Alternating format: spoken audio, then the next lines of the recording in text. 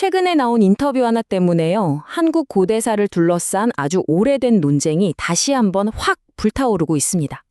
근데 이 엄청 뜨거운 논쟁의 딱 한가운데 아주 흥미로운 키워드가 하나 있어요. 그게 뭐냐면요. 바로 환빠라는 단어입니다. 좀 도발적으로 들리죠. 이 신조어 대체 무슨 뜻일까요? 그리고 어떻게 이 단어 하나가 이 거대한 역사 논쟁의 한복판에 서게 됐을까요? 이 환빠라는 말은요. 환단곡이라는 책 이름이랑 우리가 보통 열성적인 펜을 부를 때 쓰는 빠라는 말을 합친 거예요. 이 환단고기가 뭐냐면 우리나라의 잃어버린 고대사를 다룬다고 해서 논란이 많은 문헌이거든요. 그러니까 이 책 내용을 역사적인 사실이라고 굳게 믿는 사람들을 약간 낮춰서 부르는 말인 거죠. 사실 이 표현만 봐도 이 논쟁이 얼마나 감정적인지 좀 느껴지지 않으세요? 그래서 오늘 이 논쟁이 어떻게 시작됐는지부터 한번 살펴볼 거고요. 또 팽팽하게 맞서고 있는 양쪽 입장은 뭔지, 그리고 심지어 과거에 화해를 시도했다가 실패했다는데 그건 또 무슨 얘긴지 하나씩 따라가 보겠습니다. 대체 왜 이 둘의 거리는 좁혀지지가 않는 걸까요? 아니 근데 이 논쟁이 왜 이렇게까지 뜨거운 감자가 됐을까요? 이게 그냥 학자들끼리 하는 얘기가 아니에요. 왜냐하면 최근에 정부 산하 기관의 기관장이 공식 인터뷰에서 이 단어를 직접 썼을 정도거든요. 그만큼 우리 사회에 이미 깊숙하게 들어와 있는 문제라는 거죠. 바로 이 인터뷰입니다. 생각해보세요. 이렇게 공적인 자리에서 환빠라는 어떻게 보면 좀 비공식적인 용어가 직접 나왔다는 거. 이건 이 논쟁이 더는 일부 사람들만의 주장이 아니라는 걸 보여주는 거죠. 우리 사회에 아주 중요한 역사인식 갈림길에 와 있다는 신호이기도 하고요. 자, 그럼 이 역사 전쟁의 중심에는 누가 있을까요? 어떤 세력들이 이렇게 맞붙고 있는 걸까요? 이 갈등은요, 크게 두 진영으로 나눌 수 있습니다. 바로 제도권 학계와 제야사 학계입니다. 한쪽은 동북아 역사재단 같은 곳이에요. 그러니까 나라의 지원을 받으면서 연구하는 제도권 연구자들이죠. 재단은 당연히 이쪽 연구를 더 신뢰하고요. 그리고 다른 한쪽에는 기존 학계의 연구가 잘못됐다 이러면서 정면으로 의문을 제기하는 그룹이 있는 겁니다. 이분들을 보통 제야사학자라고 부르죠. 그럼 이 두 진영은 도대체 뭐가 그렇게 다른 걸까요? 이들을 가르는 가장 근본적인 질문이 딱 하나 있습니다. 바로 무엇을 역사적인 사실로 볼 거냐 하는 거죠. 결국 이 증거를 어떻게 보느냐, 이 관점의 차이가 모든 갈등의 핵심인 겁니다. 인터뷰에서 재단 이사장이 전문 연구자들의 기본 원칙을 딱 한마디로 정리했어요.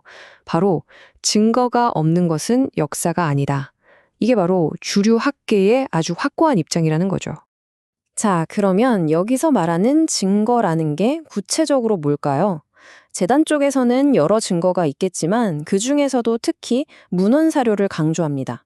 그러니까 믿을 만한 옛날 기록들, 이걸 가장 중요한 판단 기준으로 삼는다는 거예요. 바로 여기서 인터뷰어가 진짜 날카로운 질문을 딱 던집니다. 그럼 환단고기도 문헌 사료 아닌가요? 이야, 이거는 문헌을 제일 중요하게 본다는 재단의 입장을 정면으로 찌르는 질문이죠. 이 질문에 대한 재단의 답변은 이랬어요. 모든 기록이 다 곧바로 역사가 되는 건 아닙니다. 어떤 기록이 진짜인지 아닌지 가려내는 건 결국 학자들의 일이라는 거죠. 역사의 절대적인 정답이라는 건 없겠지만 그래도 수많은 전문가들이 오랫동안 검증하고 또 서로 합의한 결론을 따를 수밖에 없지 않겠냐 이런 입장인 거예요. 근데 여기서 진짜 흥미로운 게 뭐냐면요.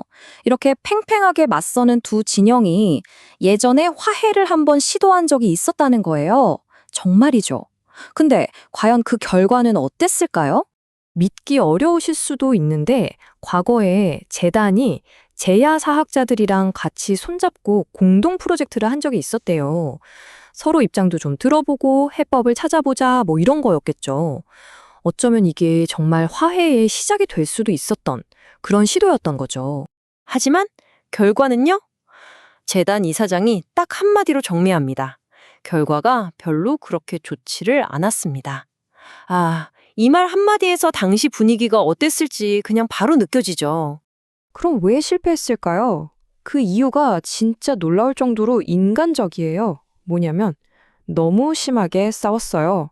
학문적인 견해 차이를 넘어서 완전 감정 싸움으로 번졌던 거죠. 어떻게 보면 이 솔직한 대답이 이 갈등의 골이 정말 얼마나 깊은지를 오히려 더 잘 보여주는 것 같아요.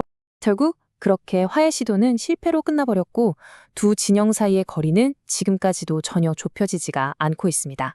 자, 그럼 마지막으로 이 분열이 왜 아직도 해결이 안 되는지 그 진짜 근본적인 원인이 뭔지 한번 들여다보겠습니다. 재단 이사장도 이 문제가 정말 풀기 어려운 숙제라는 걸 인정하더라고요. 어떻게든 화해를 시켜보려고 노력을 안 한 건 아닌데 이게 정말 쉽지 않은 과제라는 거죠. 그러니까 이건 그냥 단순한 의견 차이 수준을 넘어섰다는 이야기입니다. 결국 모든 갈등의 뿌리는 바로 이거였어요. 어떤 사실이 맞냐 틀리냐 하나하나 따지고 싸우는 걸 넘어서서요. 애초에 역사를 어떻게 봐야 하는지, 무엇을 역사로 인정할 건지에 대한 근본적인 입장 차이, 이게 문제의 진짜 핵심이라는 겁니다. 결국 이 모든 논쟁은 우리 모두에게 아주 큰 질문 하나를 던지고 있는 것 같아요.